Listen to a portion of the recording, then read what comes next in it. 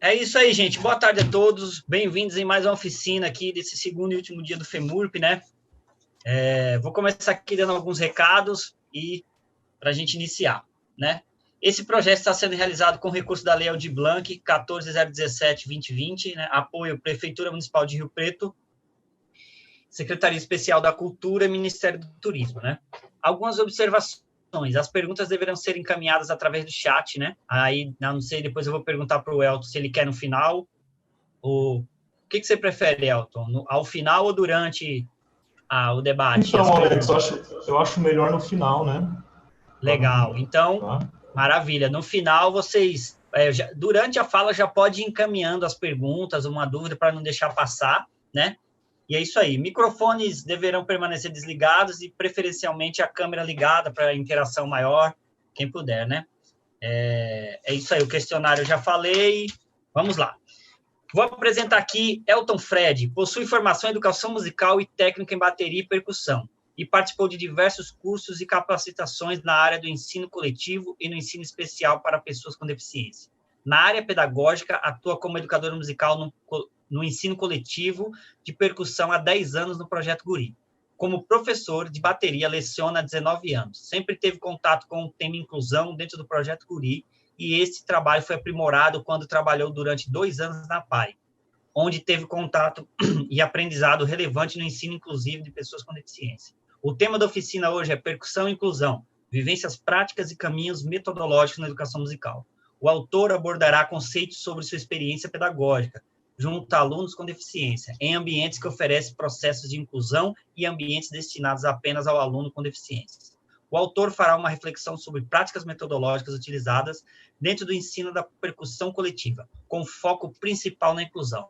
Então, com grande alegria aí que apresento para vocês Elton Fred, seja bem-vindo, a palavra é sua. Muito obrigado, Alex. Gostaria de dar uma boa tarde a todos e a todas, né? E agradecer ao Renato, ao Alex, né, por essa oportunidade. E gostaria, nessa tarde, né, estar compartilhando um pouco a respeito do meu trabalho, né? Tanto dentro do ensino coletivo, né? Tanto inclusivo, e quanto quando você trabalha, né, com alunos com deficiência, né, quando você tem uma turma toda formada com alunos com deficiência, que são abordagens um pouco diferentes uma da outra, né? E uma das coisas que, tipo, mais atrapalha o educador é o primeiro contato, né?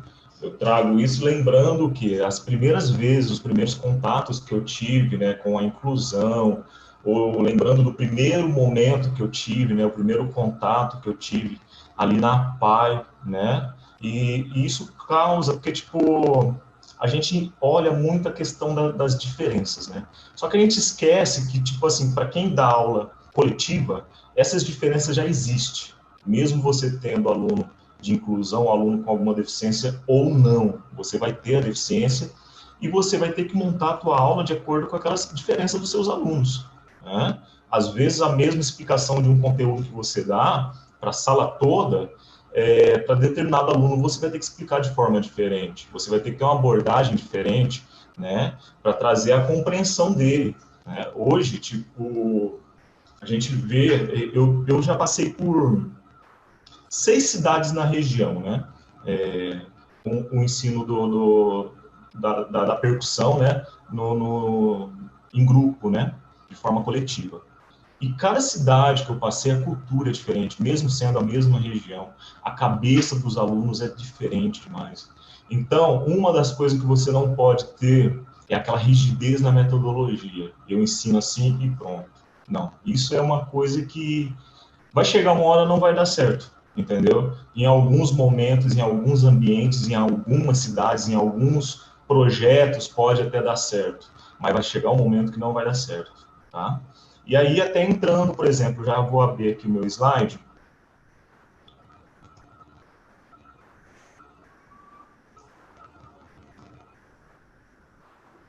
Espera um pouquinho aqui.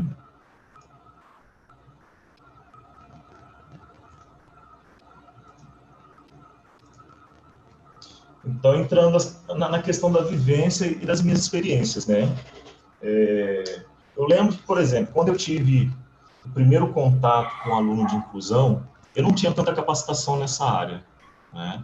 E na época era um pouco precário isso, né? Estava se começando uma política de inclusão na rede pública, né? Na rede pública de ensino, muita gente ainda perdida, não sabendo como que eu ensino, ainda mais em grupo. O pessoal, eu lembro que uma das maiores perguntas é assim: poxa, se eu focar naquele aluno de inclusão e os outros alunos, o que eu faço?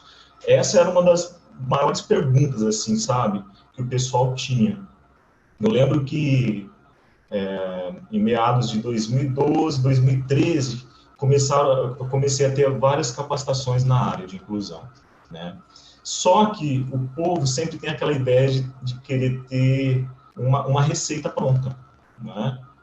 E nunca ficava claro. E, tipo assim, a gente já teve capacitações com grandes educadores do Brasil e fora do Brasil, né? A gente, assim, bem renomados e tal. E eu lembro que um momento assim muito bacana foi quando nós tivemos uma capacitação aonde foi convidados educadores que tinham contato com a inclusão, com alunos de inclusão, e eles trouxeram abordagens práticas, né, de como eles conseguiram e a maneira de se desenvolver a música com o grupo todo, né, no todo ali, e o aluno com inclusão. E isso, tipo assim, trouxe uma clareza muito grande para todos. É lógico que a gente não pode deixar de lado a questão do conhecimento. Até uma coisa que eu trago, assim, é até engraçado. Eu comparo a questão do conhecimento com uma caixa de ferramentas, né? Eu gosto muito de motocicleta, já fiz parte de motoclubes e tudo mais. E aí a gente aprende, quando a gente vai viajar, que a gente tem que saber mexer na motocicleta. Só que o mais, assim, tipo, você pode ter a caixa cheia de ferramentas, sempre vai faltar alguma. E nem sempre você vai usar todas, tá? Então, quando a gente vai em busca do conhecimento, a gente está enchendo essa caixa de ferramentas. Nem sempre você vai utilizar tudo, você entendeu? Mas vai ter um momento que você, opa, aquilo que eu aprendi, aquele conhecimento que eu obtive, olha, está me ajudando agora, tá? Então, essa questão metodológica, de você ir atrás de conhecimento, gente. E hoje a gente está numa era, assim, que facilitou muito, né? A questão do conhecimento, através da internet, né? Hoje, com a pandemia também, né? Hoje nós estamos aqui, ó, né? Totalmente gratuito. Então, facilitou bastante. E voltando lá no meu primeiro momento na PAI, por exemplo, né? Eu tive lá as minhas experiências de inclusão, né, com alguns alunos que eu tive que, vamos dizer assim, na época, aprender meio que na vivência, né, vamos dizer, ali no dia a dia, no erro e no acerto, né, que é uma coisa que leva mais tempo do que quando você tem um certo conhecimento, né, leva um pouquinho mais de tempo, mas é lógico que você vai aprendendo também, né, e aí logo em seguida eu tive essa oportunidade lá na PAI. E muitos, para quem não conhece, acham que a PAI, já vi gente falar que a PAI, tipo, trata só da síndrome de Down, e não é. Lá tem deficiências gerais, você entendeu? Lá você tem todo tipo de deficiências ali, desde das deficiências hipervasivas, que são deficiências gerais, onde o aluno não fala, não anda, né? Tem comprometimentos sensoriais, né? Muitas vezes no geral até, devido a microcefalias e tudo mais. E eu tinha que trabalhar com esses alunos também, porque como que eu vou pensar em inclusão e ao mesmo tempo excluí-los, né? E eu lembro que, tipo assim, o meu primeiro contato foi com um grupo já formado, que chama Batilata, né? Já vinha de um outro trabalho, de um outro educador. E é lógico, você entra ali, a primeira coisa é a apreensão, né? Aquele medo, meu Deus, o que eu vou fazer, como eu vou fazer, né? E pensar no processo. E aí vem essa questão aqui, ó, relacionamento e comportamento do educador. Essa foi a primeira ferramentazinha que eu procurei utilizar, entendeu? A questão do relacionamento. Começar um relacionamento com os alunos, né? Conhecê-los, tá? E tentar entrar no mundo deles. Por quê? Ali eles já têm uma socialização entre eles, né? Eles já têm um ambiente comum, né? E quem tinha que se adaptar era eu. Então, eu procurei, a primeira coisa, começar um relacionamento com os alunos, para conhecer a cabecinha deles, né? Para criar uma certa amizade, um certo vínculo, porque eles dependem muito dessa questão do vínculo, ainda mais porque eles eram ligados a um outro educador, então eles se apegam demais e é muito difícil deles desapegarem, vamos dizer assim, ou substituir isso, entendeu? Não é nem a questão de desapegar, porque eles não desapegam. Até hoje eu tenho alunos no meu WhatsApp, oi professor, e tal, que me chamam, entendeu? Não esquecem, não esquecem. E esse foi o primeiro momento que me ajudou nas minhas primeiras abordagens com eles, né? Eu vou estar falando depois um outro ponto que é ligado a isso, um pouco mais para frente. E a outra coisa foi o comportamento. Isso, com o passar do tempo, eu fui vendo a necessidade. Porque no primeiro instante eu achava demais. Porque se você pega um aluno com síndrome de Down, se você deixar, ele passa o dia todo te abraçando e falando que te ama. É muito lindo, é muito... Só que, não só na síndrome de Down, mas em várias outras deficiências, eles têm uma dificuldade de manter um limite em algumas situações. E quem é que liga esse limite? Quem é que leva eles a terem esse limite? O educador. E isso foi passado para mim, né? Pela minha coordenadora na época, né? Tipo assim, ó, eles chegavam de manhã, né? Vinham, abraçavam, oi, professor lindo, e não sei o que, e tudo mais. No resto do dia, eu procurava o quê? Lembrá-los, falar, gente, ó, a gente já se abraçou, a gente já se cumprimentou, então agora acabou o abraço, ok? Eu amo vocês, gosto de vocês, mas ó, vamos ter foco. Essa era um dos limites que eu tinha que pôr. Por quê? A hora que eu precisasse chamar a atenção deles, eles iam me obedecer. Entendeu? Eles iam me respeitar. Eles não iam me ver somente como um amigo deles. Então, esse é um comportamento que, para muitos, quando chegam, acaba sendo demais, porque você acaba tendo que ser um pouco mais duro. Por que ser mais duro? É o que eu falei, muitos deles não têm essa noção de limite. E é você que vai impor esse limite. Ok? Isso eu estou falando em relação a PAI, a uma instituição voltada para o ensino especial, mas isso se cabe em qualquer ambiente, seja de inclusão ou não. Entendeu? Muitas vezes a gente tem que guiar esses limites ali. Às vezes, por exemplo, a gente vê várias características de educadores. Como eu, tipo assim, todo esse tempo eu já passei por várias características. E nelas eu fui vendo qual que era a melhor abordagem. Aquele educador brincalhão. Só que tinha momentos que essa afinidade assim de brincadeiras e tudo mais, de amizade com os alunos, atrapalhava em algumas coisas. Então, aonde a gente tem que ter o quê? Um equilíbrio. Eu tomar muito cuidado com essa questão do relacionamento, tá? Então, por isso que eu falo. E aí, um outro ponto, até eu coloco aqui como uma pergunta. Quem deve se adaptar?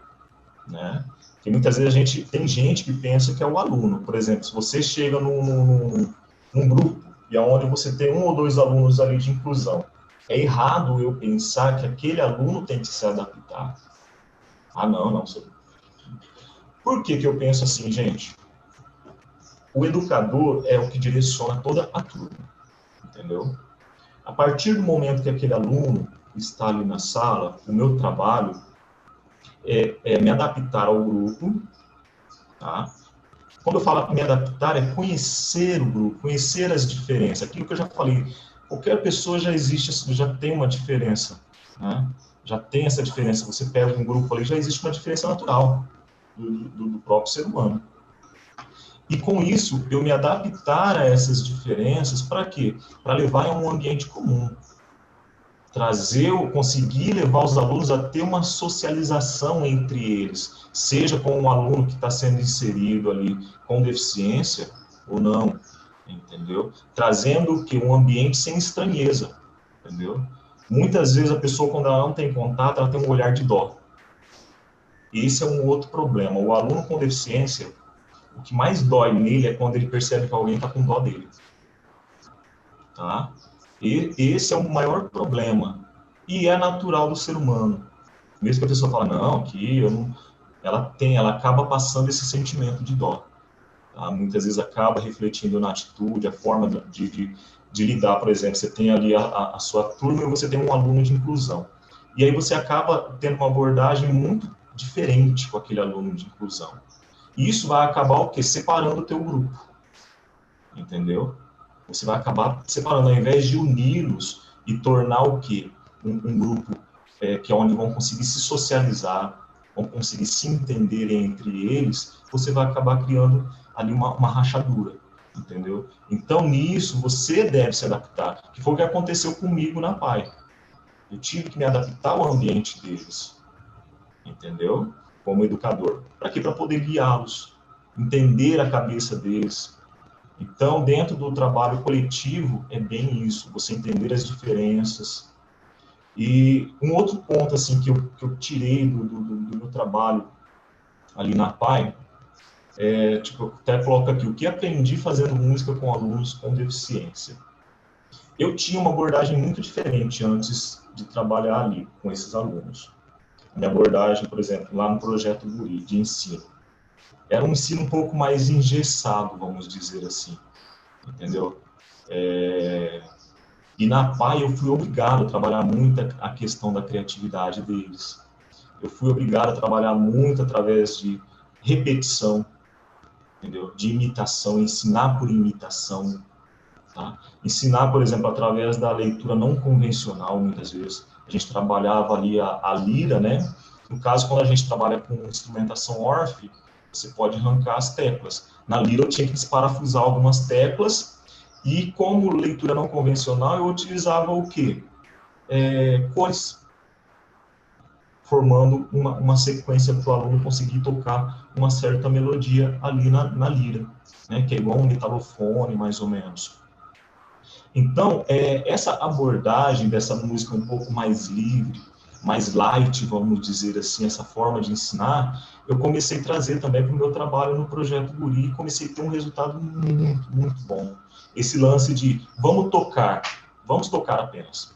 De catar um instrumento ali ou no próprio corpo e deixar os alunos criarem e eu ir dando dica, ó, tenta fazer assim, fulano, você faz assim, entendeu? De uma forma bem simples mesmo. E isso começou o quê? Para musicalizá-los muito mais e prepará-los para que, a hora que pegasse ali um instrumento para tocar uma peça, eles terem uma facilidade muito maior. E principalmente na área da criação. Deixa eu abrir aqui.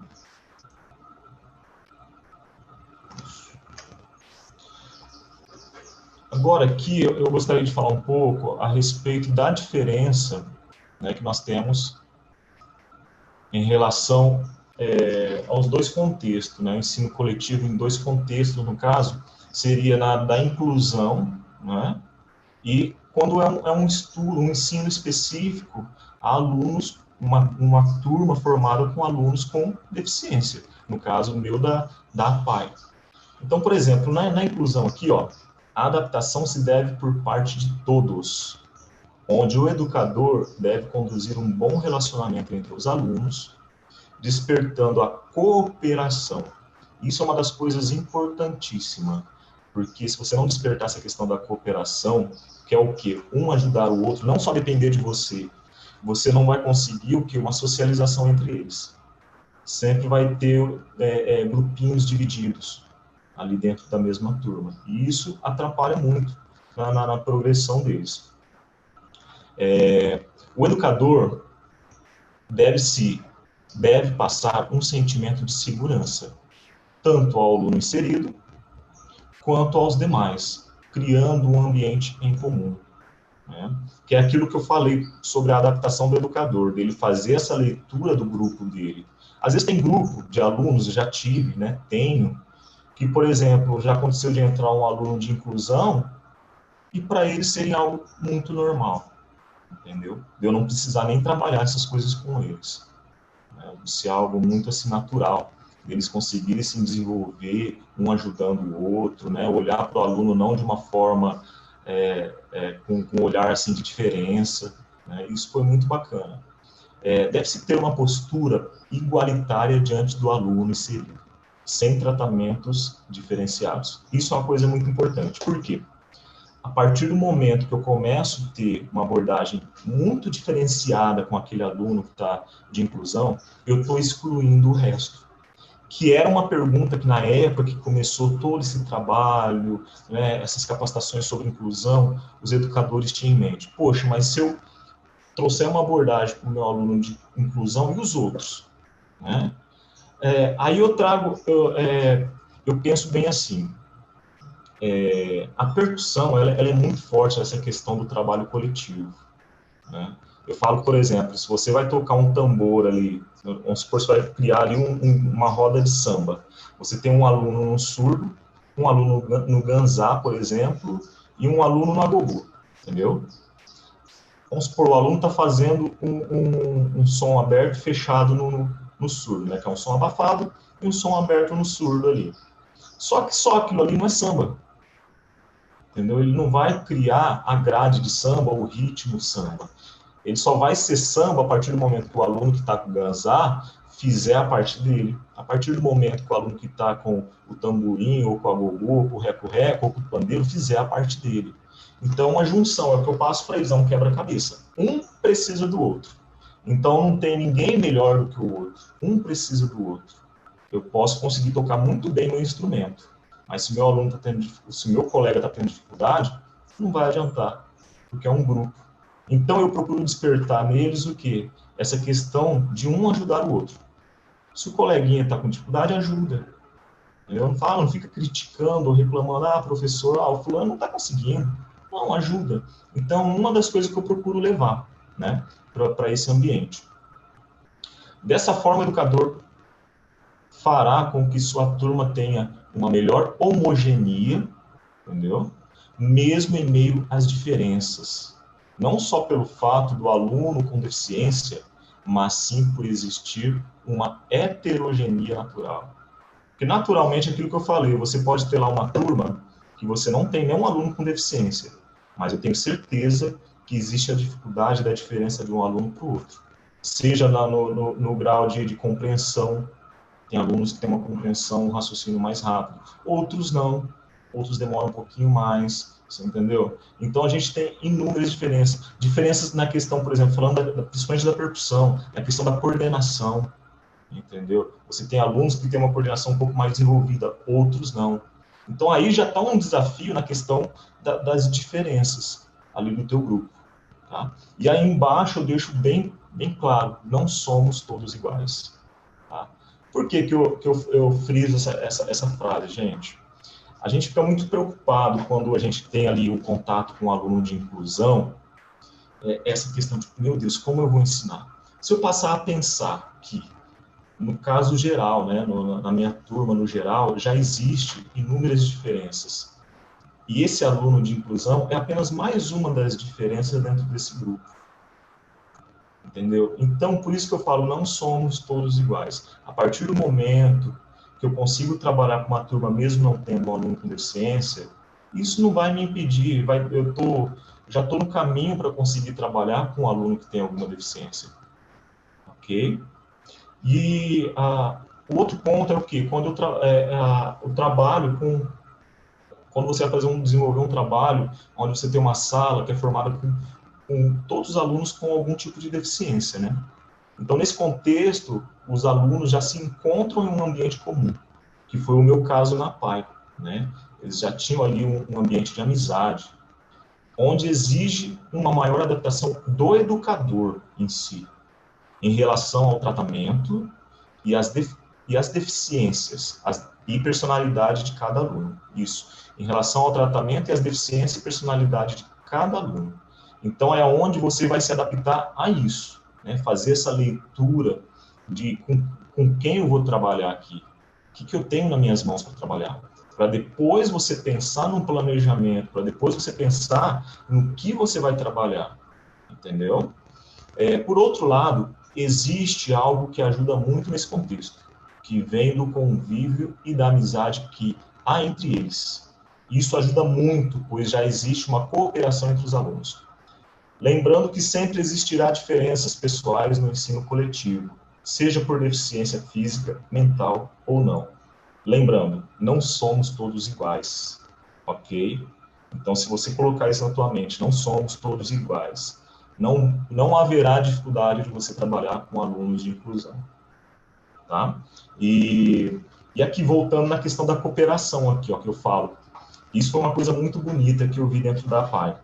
Eu, quando, por exemplo, esse projeto Bate-Lata era um projeto que a gente desenvolvia para apresentações, desfiles, né, que a gente fazia em diversas cidades, tinha alguns festivais até fora do estado que participavam, até eles ganharem em primeiro lugar alguns festivais, que eram festivais nacionais, entendeu? E o que mais me ajudava era a questão da cooperação que existia entre eles. Porque cada um deles entende a dificuldade do colega. E, por exemplo, eu trabalhava com uma percussão nesse projeto, nesse grupo Bate-Lata, uma percussão mais voltada para marching band, né, que é com talabarte, que são as correias onde eles ficam livres para andar, né, para desfiles e essas coisas. E eram, às vezes, para alguns, eram alguns instrumentos pesados, então eu já pensava nisso, né, colocar alunos mais fortes para aqueles instrumentos mais pesados. E quando chegava numa apresentação, não dava para mim, sozinho, ali com vários alunos, estar ali regulando o instrumento, pegando o instrumento, porque eu tinha alunos com paralisia, né, de um dos lados do corpo, e eles não conseguiam fazer isso sozinhos. Só que essa questão da cooperação levava ao quê? Os outros alunos ajudarem uns aos outros, né? Os outros alunos, esses alunos que tinham um desenvolvimento maior, ajudar os que tinham mais dificuldade na hora de colocar o instrumento. Então, um ajudava o outro, entendeu? Isso não só na hora de pôr o instrumento ali, mas até na hora de uma explicação de algo. Um entendia uma coisa e o outro ele percebia que não entendia, ele ia lá, ó, fulano, tenta fazer assim. Muitas vezes ele explicava de uma maneira muito melhor que a minha. Por quê? Ele já estava naquele ambiente, entendeu? Ele entende muito bem aquele ambiente. Ele conhece muito bem as limitações do amigo, do colega. Então, essa questão da cooperação era algo muito, muito bonito mesmo entre eles. E isso é lógico, você, como educador, pode desenvolver isso nas suas turmas. Tá? É um direcionamento, não é lógico de um dia para o outro, mas pouco a pouco você pode desenvolver essa cooperação. E é uma das coisas que eu aprendi lá. E eu levo para qualquer ensino meu, aonde eu vou ensinar a percussão coletiva, eu procuro trabalhar essa questão da cooperação, porque me ajuda. Quando eu vejo, por exemplo, tem um aluno com dificuldade, eu vejo que o outro, opa, entendeu? Eu falo assim, fulano, ó, explica para esse coleguinha que eu vou explicar para aquele outro. E não é nem a questão de, opa, eu estou colocando esse acima, não. Às vezes eu cato um aluno que, às vezes, nem fala com aquele outro colega. E, estrategicamente, eu peço para ele ajudar pensando nisso. Depois eles viram os melhores amigos, entendeu? Eles acabam virando os melhores amigos. Eu falo sempre para eles, dentro aqui do nosso grupo, vocês têm que ser os melhores amigos, se entenderem. Para quê? Para que a nossa música possa soar, possa ficar bonita, tá? E aqui eu trago aqui uma citação da educadora musical, ela é educadora musical, pianista, compositora, Alda de Jesus Oliveira, né? Ela tem o mestrado dela voltado, né, principalmente para o trabalho do ensino coletivo de música, né? E ela deixa aqui, ó, com a modalidade de ensino coletivo de instrumento musical, permite e implica na troca de relações importantes para o desenvolvimento de cada um. Ou seja, existe uma relação social de dependência, pois todos participam juntos de um mesmo discurso, do resultado final que é apresentado. Partindo dessa perspectiva, torna-se possível o desenvolvimento do ensino coletivo de instrumentos musicais em diferentes contextos, principalmente em turmas heterogêneas, né? Através da adaptação de arranjos de acordo com o nível de cada grupo de alunos da turma. Isso aqui é uma coisa importante, porque, por exemplo, eu dentro do Projeto Guri, a gente trabalha com grupos, né? Turma A, B, C. E ela deixa claro aqui, por exemplo, dentro do nível de cada grupo, mas da mesma turma. Porque dentro daquilo que eu falei, dentro da mesma turma, nós temos cabecinhas diferentes. que entende de formas diferentes, e muitas vezes você precisa explicar a mesma coisa de várias formas diferentes para que aquele grupo de aluno em específico consiga entender. Então, ela traz dessa forma, né? Desenvolvimento do ensino coletivo, instrumentos musicais em diferentes contextos, principalmente em turmas heterogêneas, através da adaptação de arranjos de acordo com o nível de cada grupo de alunos da turma. O que torna esta modalidade uma opção plausível para a realização de trabalho em grandes grupos, como acontece na maior parte dos casos com o ensino de instrumento de percussão. Né? Aqui ela deixa bem claro que, tipo assim, quando a gente pensa em trabalhar num grupo grande, né, assim, ensinando música, a percussão é a primeira coisa que vem à mente, né, por causa dessa dependência que eu falei lá no início. Se você chegar numa escola de samba e você colocar só os surdo, o surdo de segundo ou só o surdo de primeira para tocar, não vai ser um samba. Ele só se torna um samba de batucada a partir do momento que tem todos os elementos ali, um integrando o outro, né, como um quebra-cabeça. Aí você vai ter toda aquela coisa linda e bonita ali da escola de samba, da batucada de escola de samba. Então, a percussão facilita muito nessa questão do ensino coletivo. Né? É uma coisa muito bacana. O que é educação musical, no caso, né? É a área de estudos que investiga o ensino e aprendizado da música, né? Que é muito além, tipo assim, eu antes de trabalhar ali com o ensino coletivo, né?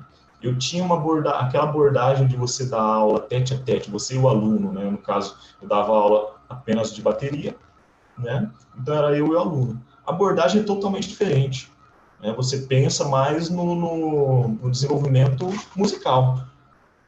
Eu creio que nem todos, lógico, alguns têm uma abordagem diferente em relação a isso, mas o maior objetivo é o desenvolvimento musical. Na área da educação isso muda, né? A gente pensa mais a gente estuda formas, né? A gente investiga formas de aprendizagem, entendeu? E isso visando que é o desenvolvimento integral do ser humano. Isso entra o quê? A questão social, né? A questão até mesmo do próprio caráter, né? Do aluno, do ser humano ali que tá naquele grupo. Então, o educador, é uma coisa que eu falo, você pega ali uma sala para você dar aula. Se você chegar com aquela mentalidade de músico apenas, de professor de música, você não vai conseguir dar aula. Porque o primeiro ponto é você conseguir fazer com que os alunos fiquem quietos, né? Tenham disciplina, para depois você conseguir ensinar música. Então, primeiro você precisa trabalhar o social, para depois você conseguir trabalhar o musical. Então, é onde entra essa cabeça do educador nessa questão, tá?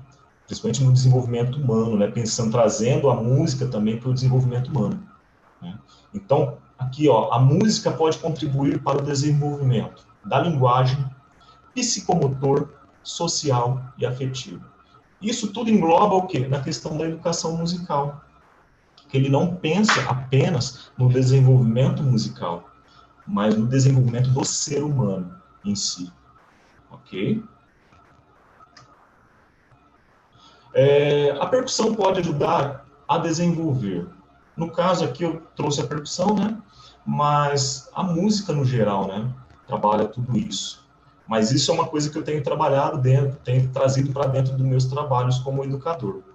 Então, em primeiro momento ali, a percepção, né? Que a percepção é uma coisa que eu trago para os meus alunos, que é o quê? É você ouvir e entender aquilo que você está ouvindo. Entendeu? Porque a partir do momento que você não entende, você não vai conseguir repetir ou reproduzir aquilo que você ouviu.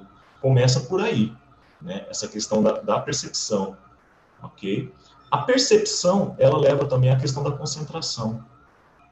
Sem a concentração, você não consegue trabalhar a percepção. Se o teu aluno ele não fica quieto, ele não consegue, né, focar, ele vai ter dificuldade na percepção. Trabalho em equipe, né, acaba desenvolvendo trabalho em equipe,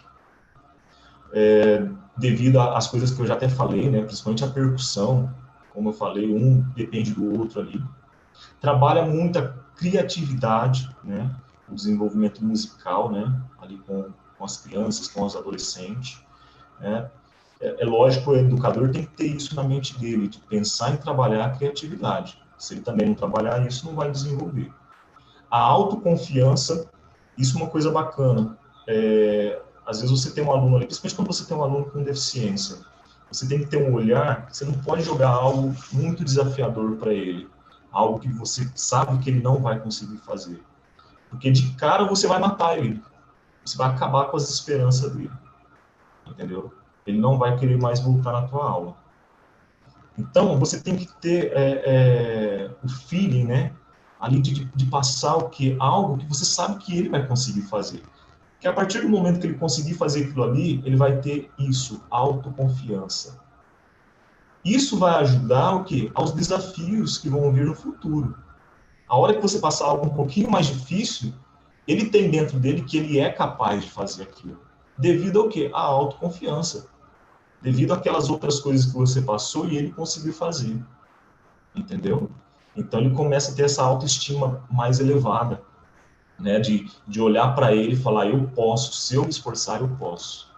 Outra coisa que o ensino da música, né? O ensino da percussão trabalha a memória.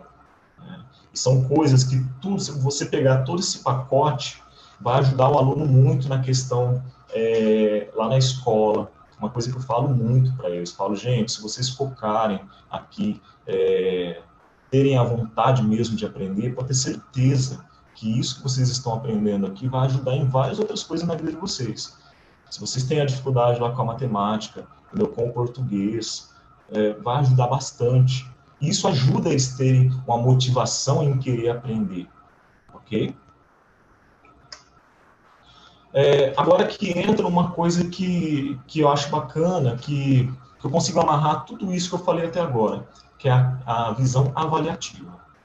Antes de eu pensar, por exemplo, eu tenho um grupo para trabalhar, seja ele de inclusão ou não, seja ele com alunos com deficiência ou não, eu tenho que ter a visão avaliativa. Antes de eu pensar em montar um plano de aula, um planejamento, eu tenho que ter essa visão avaliativa. É diferente daquele educador, que nem eu falei no início, que ele tem aquele pensamento, aquela metodologia enfaixada, né? Eu ensino assim e é assim que eu vou ensinar. Isso é errado. É que eu falei, eu já passei por 6 cidades. Cada cidade eu tive que adaptar a minha forma de ensinar. Até mesmo, muitas vezes, a forma de falar. Vocabulário até, para ficar mais fácil para os alunos entenderem. Então, cada lugar, cada ambiente muda demais, demais. Ok? Então, por exemplo, nessa visão avaliativa, ela vai te ajudar o quê? A saber para quem ensinar, né? Saber para quem vou ensinar, o que ensinar e como ensinar, ok? Então, é a primeira coisa que vocês têm que ter em mente. Por exemplo, quando eu cheguei ali na PAI, aquela questão da minha socialização, de me adaptar aos alunos, foi para quê? Para retirar isso deles, para ter uma avaliação deles, entendeu? De quem era que eles eram, o que eles sabiam anteriormente, entendeu? Para, a partir dali, eu poder desenvolver a minha metodologia com eles. Se eu não conheço para quem eu vou ensinar, é difícil eu ter em mente o que ensinar para eles, tá? E muitas vezes eu posso ter em mente, tipo assim, uma metodologia já formada e querer passar aquilo ali. E eu vou acabar perdendo a mão, vamos dizer assim. Eu não vou ter resultados, ok?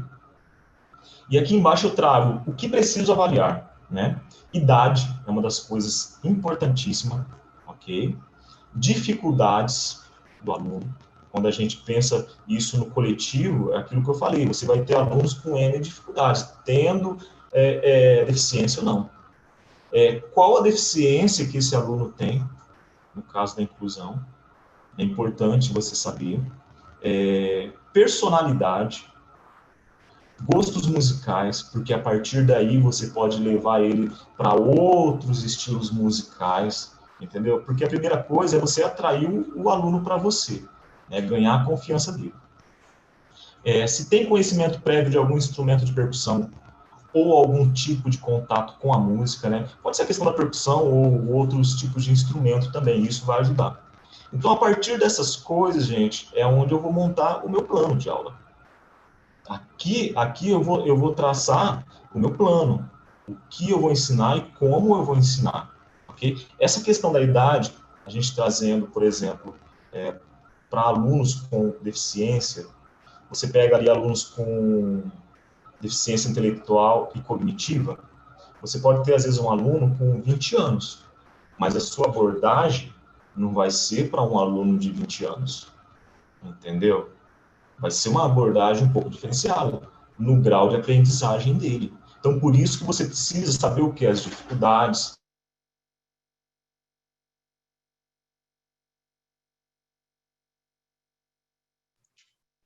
Só um instante, gente, travou lá, deve estar voltando.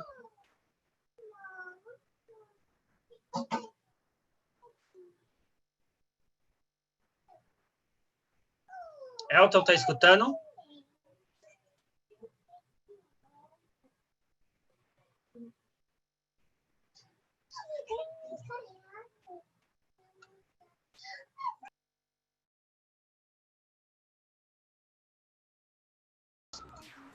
Voltou agora, Elton, deu uma travada.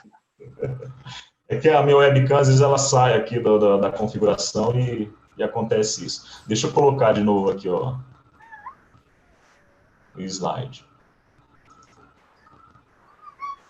Então, como eu estava falando, a questão da avaliação, né? Então, isso é a primeira coisa, gente. Vocês precisam ter em mente da tua turma, do teu grupo de alunos, tá? Não adianta, por exemplo, aquilo que eu falei, você chegar com uma abordagem pronta, que não vai dar certo, na maioria das vezes não vai dar certo.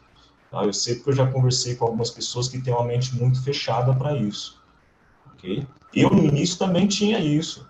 Conforme eu fui, por exemplo, mudando de turmas, de cidades, no caso, pegando, né, no caso do projeto, pegando outros polos, trabalhei num outro projeto chamado Camerata Jovem Beethoven, era uma outra forma de se ensinar. Então, eu tinha que me adaptar àquilo ali, entendeu? Não ter ali uma mentalidade fixa, né, do ensino e pronto, e só trabalhar em cima daquilo que eu achava e pronto. Não. Então, a primeira coisa é essa avaliação. Deixa eu voltar aqui. Isso. E, por exemplo, essa questão com o contato musical, né, ou instrumento. Na PAI, é uma das coisas que eu tive que fazer com esse grupo Bate-Lata. Por quê? Eles já tinham conhecimento prévio. Então, eu tinha que saber de onde eu ia continuar o trabalho, né? É onde até é um pouco mais difícil você se alinhar com eles, onde você tem que sentar mesmo, deixar os instrumentos um pouco de lado, conversar, depois pegar o instrumento, trabalhar, vamos lá, mostra para mim, o que vocês sabem fazer, ou faz tal tipo de coisa para mim ver se vocês conseguem fazer, e começar a fazer esse trabalho com eles, de pesquisa mesmo, entendeu? Para mim poder ter a noção de onde continuar o trabalho, ok?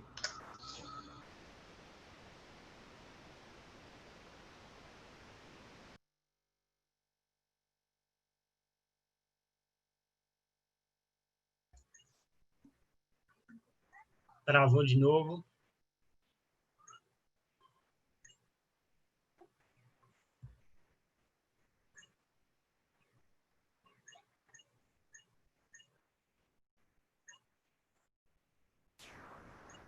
Travou de novo, voltou agora. Voltou. Vamos lá, deixa eu abrir aqui de novo.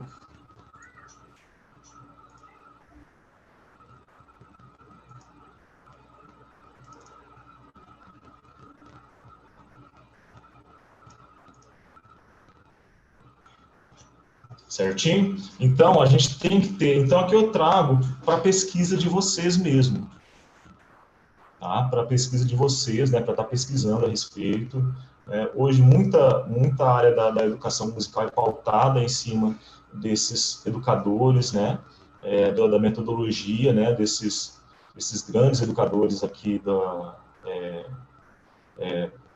Europa, né? A maioria não, todos aqui vêm da Europa, né? Aqui, em primeiro, a gente tem o Jacques Dalcroze, que é um suíço, né? Ele desenvolveu gradualmente um método de educação musical baseado no movimento, onde o aprendizado ocorre por meio da música e pela música, através de uma escuta ativa. O grande objetivo de Dalcroze era fazer o aluno experimentar e sentir para somente depois dizer, eu sei.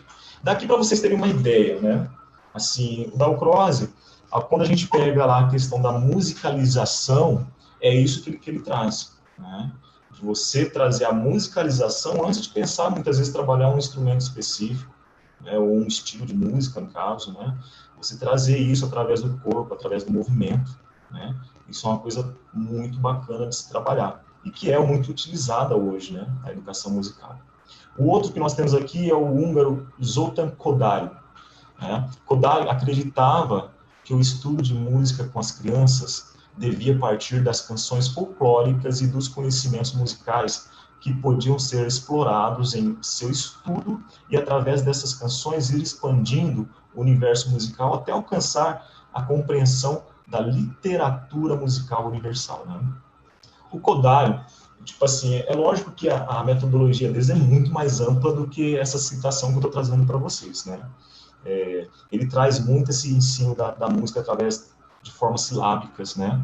Através da voz, né? Através também de movimentos, ok? Muito, por exemplo, até uma coisa que eu utilizo muito na inclusão, sinais, né? Por exemplo, na PAI eu tinha alunos com deficiência cognitiva, e a deficiência cognitiva nem sempre, por exemplo, ela causa a cegueira, mas ela causa a falta de compreensão daquilo que o aluno enxerga, que é quase uma cegueira. Ou, por exemplo, que nem na audição, né? Alguns alunos acabam desenvolvendo uma certa deficiência na audição, devido a alguns problemas cognitivos. Então, é onde, por exemplo, eu tinha, principalmente no projeto Batilato, eu tinha alguns alunos com essas deficiências, deficiência auditiva, e eu tinha que trabalhar com eles questão de intensidade, de andamento, muito através de sinais, para eles não se perderem, né, em relação ao grupo. E era uma coisa que, com o tempo, aquilo eles iam se familiarizando tanto que era algo natural para eles. Eu dava o sinal ali, né, de andamento ou de dinâmica, e eles conseguiam entender isso, né, através de sinais que eu ia desenvolvendo com eles ali mesmo, algo próprio, né. E depois nós temos aqui o Carl Orff, o alemão Carl Orff, né, que propõe levar a todo mundo a música. Não somente a aprender música, mas permitir a todo mundo fazer música, como meio de expressão, que cada criança possa expandir-se vivamente, explorando, desenvolvendo sua musicalidade, se comunicando através dela. Esta música para si e feita por si próprio, na qual o fato de participar é mais importante que o resultado. Ficará constantemente ligada à ideia de música elementar, que é uma coisa que, por exemplo, dentro dos projetos, o nosso objetivo não é formar músicos. É lógico que acaba saindo muitos músicos ali, né? Até mesmo de inclusão, né? A gente consegue ver hoje aí vários alunos, até voltando, até saindo da questão da música. Eu já vi diretor de APAE com síndrome de Down se tornar diretor de uma APAE. Olha a responsabilidade. Então, são capazes, né? E o legal é que Carl Orff, ele traz essa questão da musicalização, né? Hoje se trabalha muito essa questão, por exemplo, você chega ali no conservatório, no instituto, né? Uma criança de 2, 3 anos, ele vai trabalhar a musicalização, né? A musicalização infantil, de uma forma bem descomprometida daquela coisa rígida, né? Da leitura convencional, aquela coisa, né, de pegar aí a técnica do instrumento e tudo mais, para depois sim ele poder ter esse contato mais facilitado ao ensino mais rigoroso da música, né, ou de um instrumento, né? E o Orff, ele tem a instrumentação dele, que é muito bacana, né? Que são os xilofones, né? Que são teclados de percussão de madeira, onde eles são diatônicos, né? Os xilofones e os metalofones. A diferença do xilofone, que é madeira, e o metalofone, as teclas são de metais, diatônicos. E uma coisa bacana é que você pode retirar as teclas. Então, por exemplo, você está trabalhando uma escala ali específica, ou está trabalhando uma frase. Desculpa, eu tenho uma aqui, se você quiser eu mostro. Pode mostrar, mostra, legal. Pode mostrar aí, Alex. Licença aí.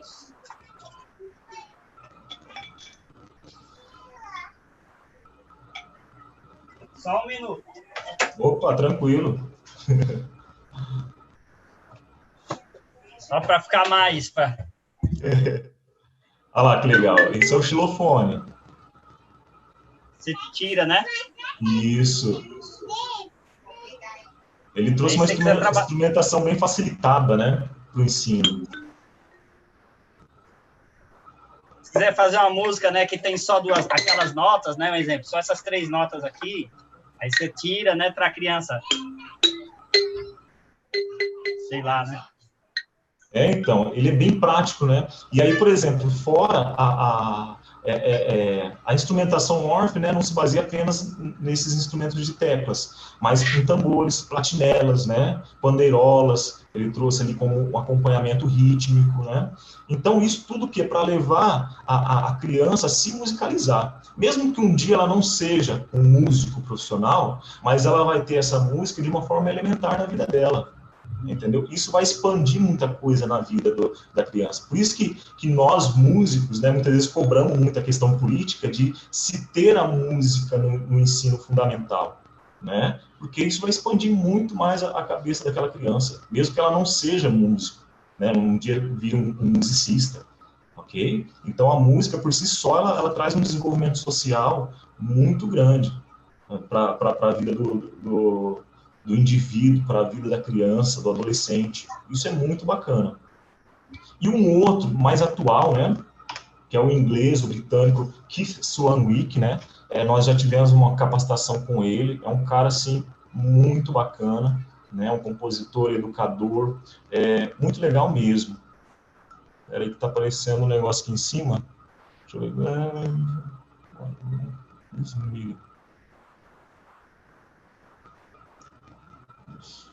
Tá. O Keith, ele traz uma a abordagem musical dele, através da metodologia do Piaget, né? Então, ele pegou mais ou menos ali de uma forma direta ou indireta, né?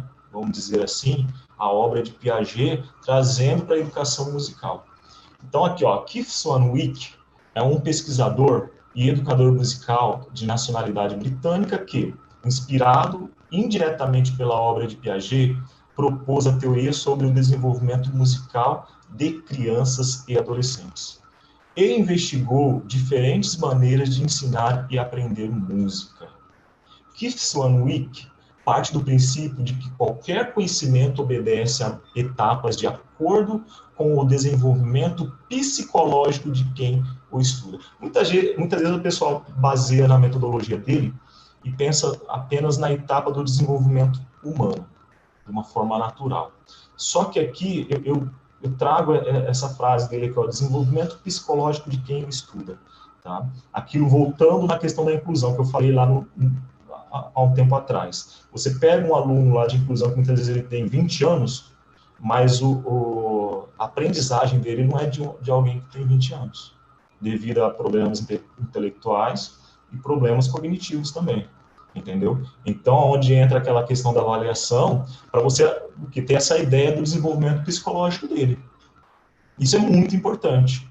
É lógico que, por exemplo, infelizmente, há um tempo atrás, os mais antigos chamavam essas pessoas de retardados, né? Porque eles diziam que essas pessoas tinham a mente de uma criança de tal idade. E não é bem assim.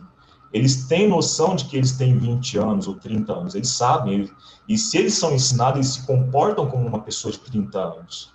Porém, a questão intelectual deles é que há essa dificuldade na aprendizagem, entendeu? No cognitivo, muitas vezes, também, tá? O cognitivo, ele pode ser uma coisa que, às vezes, a pessoa nasce, mas pode ser por uma lesão cerebral, também, por acidentes, pode desenvolver problemas intelectuais, sensoriais, tá? E, então, guarda bem essa frase, entendeu? O desenvolvimento não é apenas na etapa ali infantil, a pré-adolescência, né? A adolescência, não é apenas nisso, quando a gente pensa na inclusão. Então, a gente tem que fazer essa leitura do aluno de inclusão, entendeu? Quais as dificuldades dele, aquilo que eu falei lá na avaliação. Quais as dificuldades desse aluno, entendeu? Qual é a deficiência que ele tem? Para quê? Para me poder trabalhar de acordo com a mentalidade dele e conseguir ter um certo resultado. Continuando aqui, ó, Keith Swanwick organiza, de acordo com sua experiência de prática docente, observação e acompanhamento de alunos de escolas de música inglesas, uma melhor maneira de perceber e analisar como se dá o desenvolvimento musical no ser humano, né? Que é aquela questão da avaliação, né? Ele fez ali um acompanhamento com várias escolas, com vários tipos de alunos, para ter essa ideia do desenvolvimento musical no ser humano, né? E aí é onde ele chegou com essa tese, onde ele chegou a isso, ó. O homem se desenvolve por meio de etapas. Antes da pronúncia do vocabulário, sons. Você pega um bebezinho lá, ele emite sons, né? Ele não tem um vocabulário, né, já formado. Antes da vida adulta, uma vida infantil, né?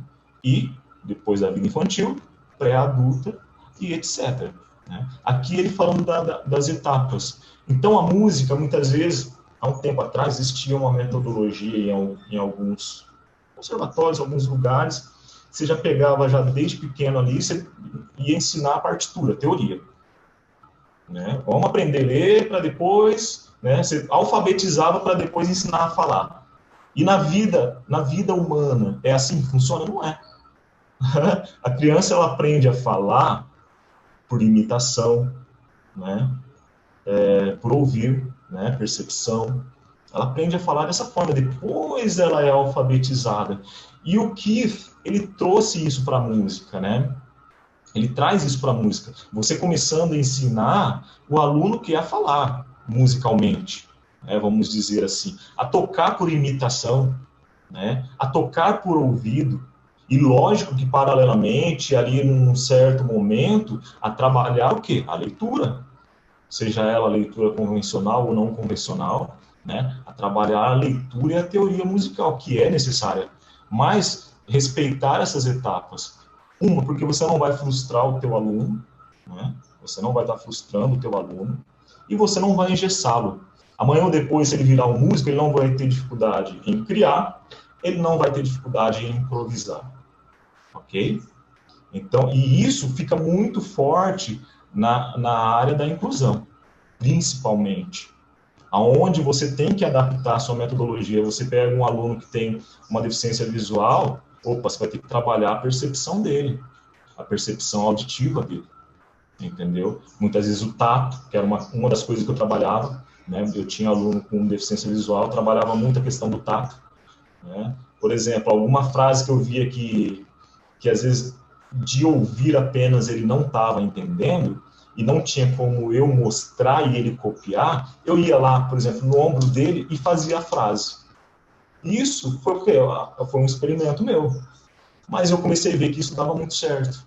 Através do meu tato ali, seja no braço dele fazendo a frase, no ombro dele, ele conseguia entender, né? Ele juntava a percepção auditiva, né, da frase, do ritmo, junto com o meu toque, ali no ombro ou no braço dele. Então, isso ajudava muito. Então, isso que eu acho legal na metodologia do Keith, né? A música de uma forma bem gradual, né? Respeitando ali o que você tem em mãos, que são os seus alunos, respeitando o desenvolvimento deles, e a partir disso, né, ir desenvolvendo, né, de forma gradual. Então, isso é uma coisa bacana. E aqui eu trago um livro, né, que é Ensinando Música Musicalmente, que é um título muito bacana. É aquele lance de, às vezes, por exemplo, tinha dia que eu não queria passar nada. Vamos tocar hoje. Então eu catava ideias deles, vamos lá, ó, você faz assim no instrumento, o outro faz assim, vamos ver no que dá. Isso é bem essa questão, ensinando música musicalmente. E que deu muito certo, porque muitas peças que hoje eu tenho escrita, inclusive para grupos de percussão, nasceu assim, de ideias minhas com os alunos. Às vezes um chegava assim, até mesmo lá na PAI, chegava para mim, professor, olha isso daqui, ó, eu ouvi na televisão, não sei o quê, olha que legal. Aí ele mostrava aquela frase na caixa, eu falava, fulano, ó, lá no surdo, faz isso. E de repente a gente tinha um ritmo, dali eu ia criando outras partes junto com eles e tínhamos uma peça, entendeu? Então é onde eu trago de uma forma bem palpável essa questão ensinando música musicalmente, entendeu? Saindo daquela maneira rígida, né, de ensinar música. E aí, por exemplo, esse livro ele foi distribuído pelo estado de São Paulo, mas ele tem à venda, né? Se vocês quiserem aí estar pesquisando. É um livro muito bacana, ok? Então, aqui são algumas referências para vocês poderem estar fazendo uma pesquisa, né, para estar ampliando essa área pedagógica. Continuando, vamos lá. Só um recado, 20 minutos para... Ah, tá, não, beleza. Tá acabando já? Só porque a gente está aqui e Caramba, faz é só um verdade. lembrete. Não, Se verdade. quiser, já daqui a pouco tem algumas perguntas aqui, a gente pode, a hora que você der o ok. Obrigado. Sim. Aqui eu já vou correr um pouquinho, né? Então, por exemplo, caminhos para ensino de peças, músicas, frases e ritmos, né? Isso dentro dessas abordagens pedagógicas, né? Então, por exemplo, eu costumo ensinar através da imitação, aquilo que eu já falei, seja ali você catar um instrumento e você mostrar e o aluno repetir aquilo ali, né? Ele vendo ali e tal, ou através do ouvido, né? A imitação e o ouvido fica muito próximo, né? Que nem eu falei, você trabalha com um aluno que tem deficiência visual, ele vai usar muito mais o ouvido dele, né? E não deixa de ser uma imitação, ele vai ouvir e imitar aquilo que você fez. Ou pode ser algo, um CD que você solta, uma música, um vídeo, e ele tentar imitar aquilo ali. Então, é uma das formas de se ensinar música, né? Através da imitação, aquele lance que você senta. Só que não pode ficar só nisso. Memória, né? Quando você trabalha algo, ou você trabalhou algo em aulas anteriores, e você procura trazer aquilo à memória deles. Ou, por exemplo, você mostra algo ali, né? E daqui a pouco você pede, num espaço de tempo, você pede para ele reproduzir aquilo através apenas da memória, daquilo que ele consegue lembrar. Tá? Essa é uma outra forma de ensinar. E, lógico, através da leitura, seja ela convencional ou não convencional. Ok? A não convencional você pode trabalhar de duas formas, trabalhando a criatividade. Eu costumo passar pontos, linhas, zigue-zague, e colocar o aluno e falar, interpreta isso para mim.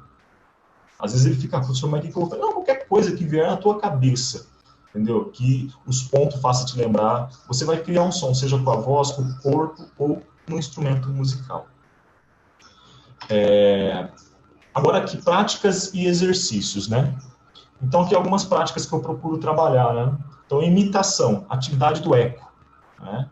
Essa atividade do eco, eu costumo fazer ali uma roda, então eu faço frases e os alunos em seguida têm que repetir, seja na percussão corporal, na voz ou no instrumento específico. Depois eu vou rodando, eu vou colocando outros alunos para estarem fazendo a frase, as frases que eles inventarem e os demais repetirem, um por um. Criação, pergunta e resposta e o uso da imaginação e continuação de frase. Então, pergunta e resposta é quando eu crio uma frase, o aluno ele tem que criar uma frase respondendo, né? Muitas vezes eu deixo isso muito livre, né? Algumas vezes, por exemplo, nem tá, tá, tá, o aluno já sabe o que ele tem que fazer. Tá, tá. Ele já responde ali. Então, esse é um dos exemplos, né? Automático. Mas eu deixo ele bem livre para ele criar, né, as frases dele. Aí eu procuro falar assim, ó, procura fazer algo que seja parecido com o que eu fiz, né, ou uma continuação do que eu fiz. O uso da imaginação é o quê? Você deixar o aluno livre para ele criar, né? Você dá alguns gatilhos, falar, não, ó, usa o que vem na tua mente, sem regra nenhuma, entendeu?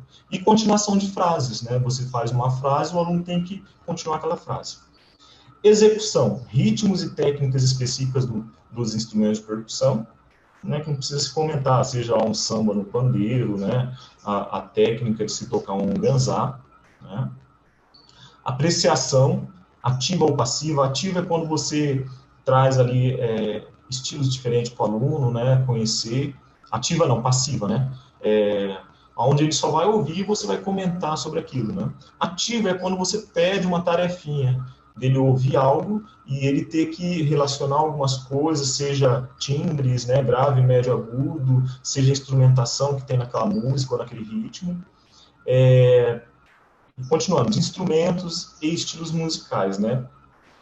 Através de execução do educador ou por mídias de música, CDs, YouTube e acervo próprio.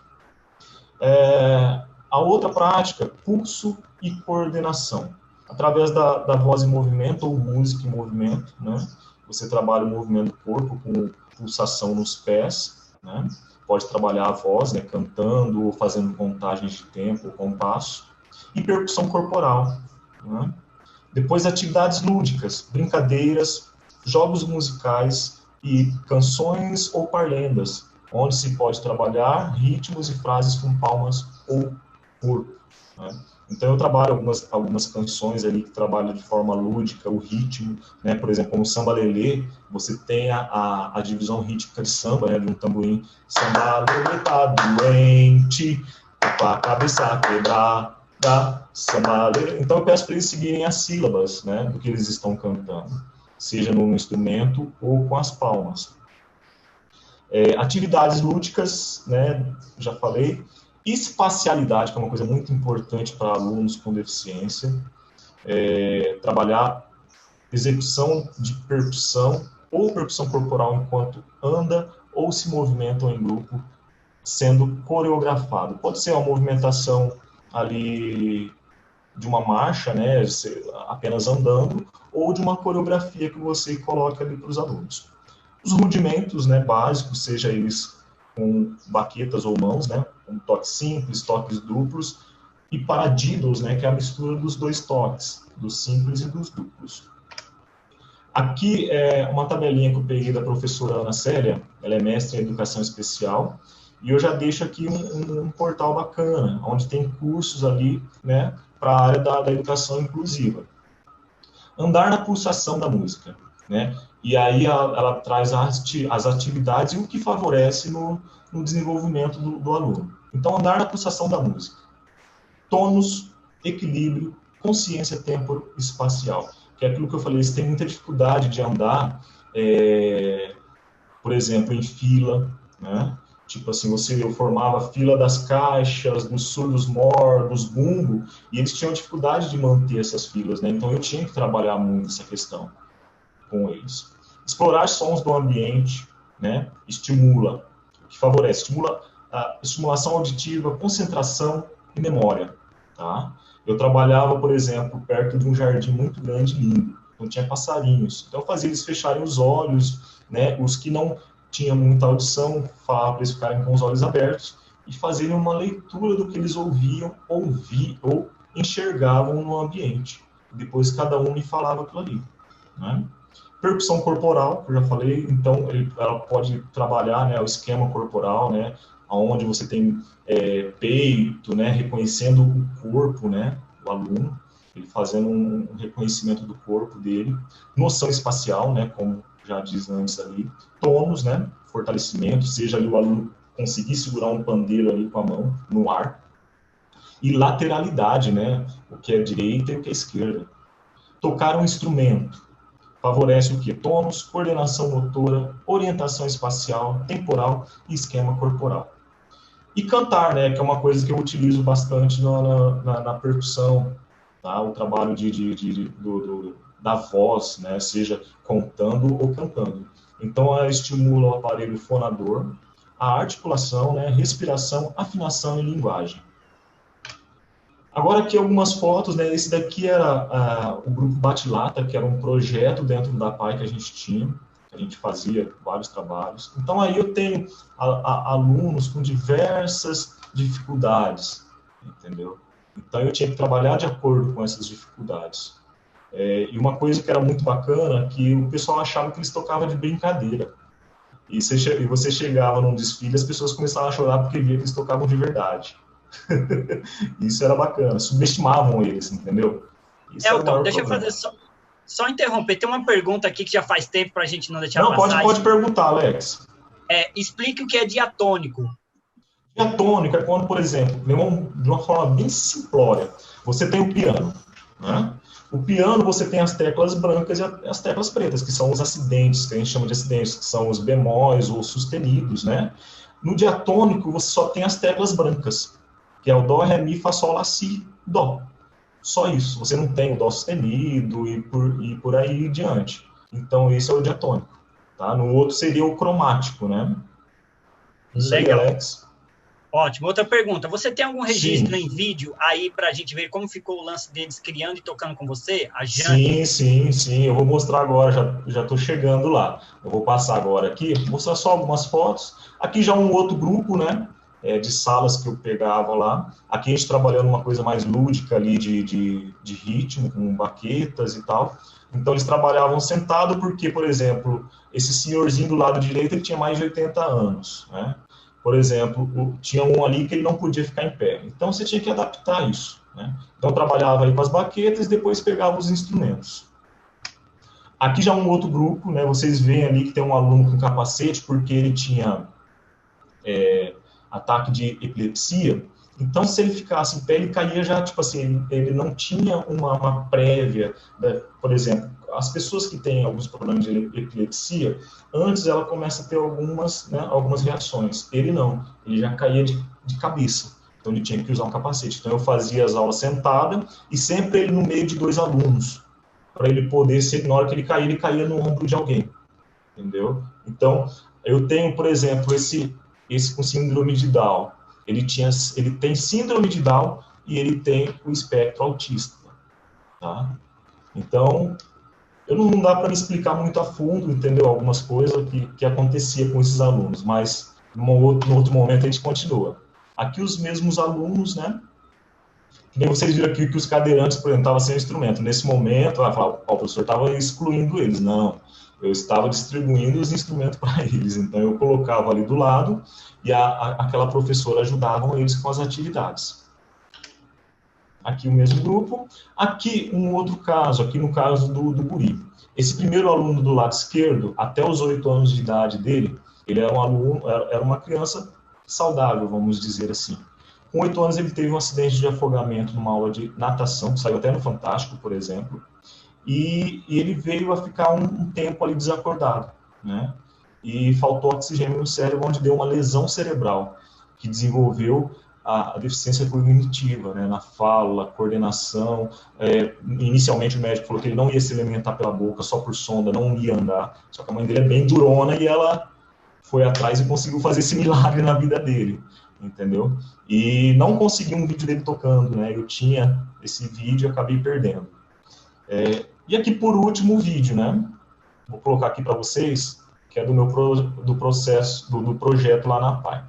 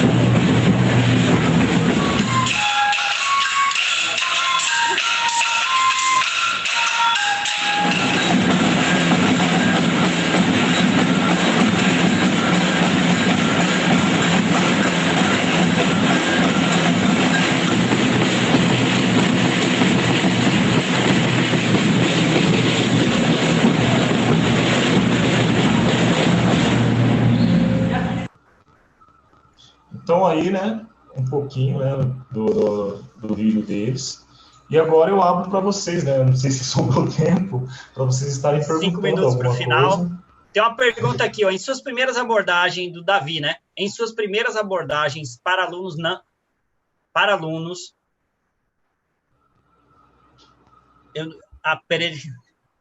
Eu acho que ele está perguntando, em suas primeiras abordagens dos alunos da PAI, após a passagem pela PAI, o que não faria mais com os alunos da PAI, né? Como assim? O que eu não faria mais com os alunos da PAI? Nas suas primeiras abordagens na PAI, depois de um tempo de experiência, o que você não faria mais hoje, como um conselho? Acho que acredito que seja Fala isso. Aí, posso aproveitar e já colocar, porque eu quis escrever para ser mais rápido, então... Não, pode falar aí. É melhor ainda, vai lá. Então, você falou que você... tipo assim, tem o Elton antes da PAI e o Elton depois da PAI, né? Mais ou menos. Sim, sim.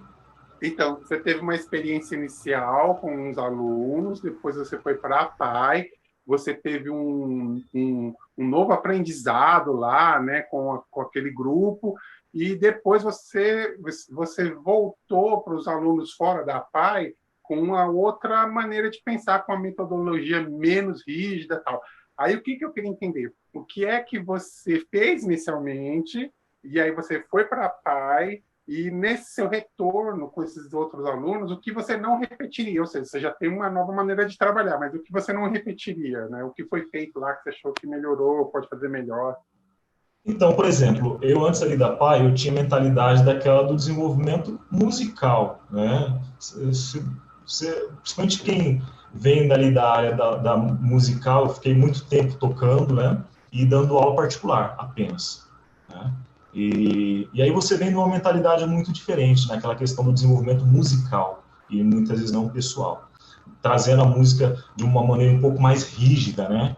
Não de uma maneira tão leve. E na PAI eu vi que eu tinha que ser diferente. Eu tinha que trazer ela dessa maneira mais light, vamos dizer assim, entendeu?